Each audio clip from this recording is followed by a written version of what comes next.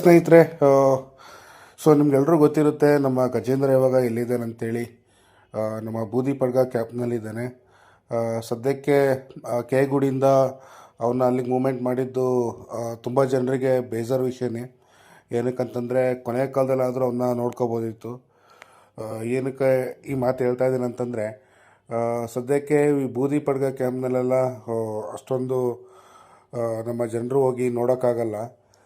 ತುಂಬ ವರ್ಷ ದಸರಾ ಮಾಡಿದಂಥ ಆನೆನ ನಾವು ಅಟ್ಲೀಸ್ಟ್ ನಮ್ಮ ಟೂರಿಸಮ್ ಪ್ಲೇಸ್ ಆದಂಥ ದುಬಾರೆ ಆಗಲಿ, ಮತ್ತಿಗೋಡಾಗಲಿ ಅಥವಾ ಬೇರೆ ಕಡೆ ಆನೆ ಎಲ್ಲಿ ನಮ್ಮ ಟೂರಿಸಮಾಗಿ ನೋಡ್ಬೋದು ಅಂಥ ಪ್ಲೇಸ್ ಶಿಫ್ಟ್ ಮಾಡಿ ಚೆನ್ನಾಗಿರೋದು.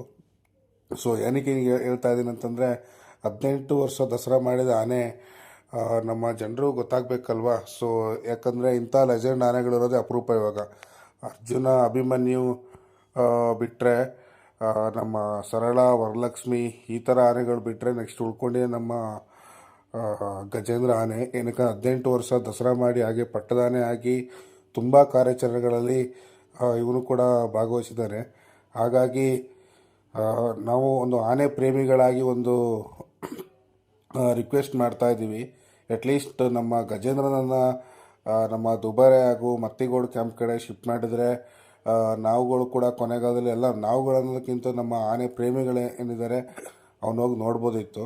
ಇದು ಯಾವುದೋ ಒಂದು ಬೂದಿ ಪಡ್ಗ ಕ್ಯಾಂಪಿಗೆ ಶಿಫ್ಟ್ ಮಾಡಿದ್ರೆ ತುಂಬ ದೂರ ಆಗುತ್ತೆ ಎಲ್ರಿಗೂ. ಜನಗಳಿಗೆ ಅಷ್ಟೊಂದು ಪರಿಚಯ ಇರಲ್ಲ ನಮ್ಮ ಗಜೇಂದ್ರ. ಸೊ ನೀವು ಇದ್ರ ಬಗ್ಗೆ ಏನು ಹೇಳ್ತೀರಾ ಅಂತ ಕಮೆಂಟ್ ಮಾಡಿ. ಹಾಗೆ ನಮ್ಮ ಆನೆ ಪ್ರೇಮಿಗಳ ಒತ್ತಾಯ ಏನಂತಂದರೆ ಇವನ್ನ ಬೇರೆ ಕಡೆ ಶಿಫ್ಟ್ ಮಾಡಿ ಅಂತಾನೆ. ಸೊ ಇದಕ್ಕೆ ಈ ಮಾತು ನಾನು ಪರ್ಸ್ನಲಾಗಿ ತಗೋತಾ ಇದ್ದೀನಿ ಅಂತಂದರೆ, ನನಗೆ ನಾವೊಂದು ಆನೆ ಪ್ರೇಮಿಗಳು ಆಗಿರೋದ್ರಿಂದ ನಮಗೂ ಒಂದು ಖುಷಿ ಅಲ್ವಾ. ನಮ್ಮ ಒಂದು ಲೆಜೆಂಡ್ ಆನೆಗಳು ನಮ್ಮನ್ನು ಹತ್ತಿರದ ಕ್ಯಾಂಪ್ನಲ್ಲಿದ್ದಾವೆ ಅಂತಂದರೆ ಹೋಗಿ ವಿಚಾರಿಸ್ಕೊಂಡು ನೋಡ್ಕೊಂಡು ಬರೋದು. ಸೊ ಹಾಗಾಗಿ ಹೇಳ್ತಾ ಇದ್ದೀನಿ. ಸದ್ಯಕ್ಕೆ ಆನೆ ತುಂಬ ಚೆನ್ನಾಗೇ ಇದ್ದಾನೆ, ಎಲ್ಲರೂ ಚೆನ್ನಾಗಿ ನೋಡ್ಕೋತಾ ಇದ್ದಾರೆ, ಯಾವುದೋ ಪ್ರಾಬ್ಲಮ್ಗಳ ಏನೂ ಇಲ್ಲ. ಆದರೆ ಸ್ವಲ್ಪ ಜನರಿಗೆ ಪರಿಚಯ ಇಲ್ಲದ ಒಂದು ದೂರದಲ್ಲಿ, ಅಂದರೆ ದೂರ ಒಂದು ಫಾರೆಸ್ಟಲ್ಲಿ ಇರೋದ್ರಿಂದ ನಮಗೆ ಸ್ವಲ್ಪ ಒಂಥರ ಬೇಜಾರು ವಿಷಯ.